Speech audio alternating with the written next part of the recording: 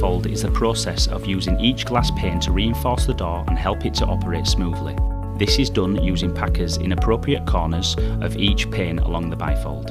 When tone-heeled correctly, the door should be able to support its own weight. It can make all the difference in the operation of your bifold. If the weight of even one pane is wrongly distributed, this can cause the door to drag on the bottom track and damage the door or even cause it not. It's essential to identify the correct corners where you need to place your packer. Once you've identified the first bottom corner to be tone-heeled, place your packers in an L shape within the sash frame. Introduce the glass to the frame and use your glazing paddle to create a gap in the opposite top corner. Begin to place packers horizontally and vertically around the glass until it is snug within the frame.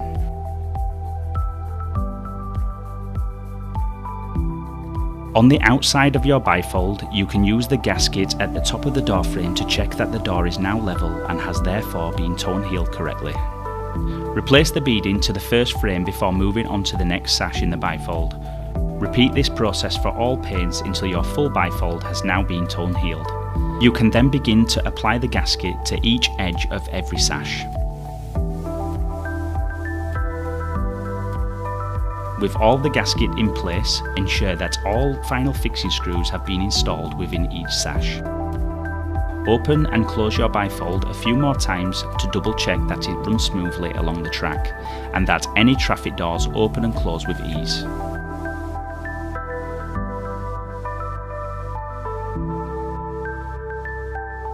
Catching on the bottom track and not operating smoothly. Some telltale signs of poor tone heeling include misaligned gasket on the outside of the doors and the brush strip at the bottom of each door being squashed.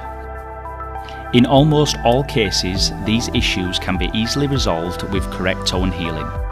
Other things to look out for are making sure that the final fixing screws are in place and that the frame is level and plumb within the opening, as these factors can impact the operation of the bifolds in a similar way.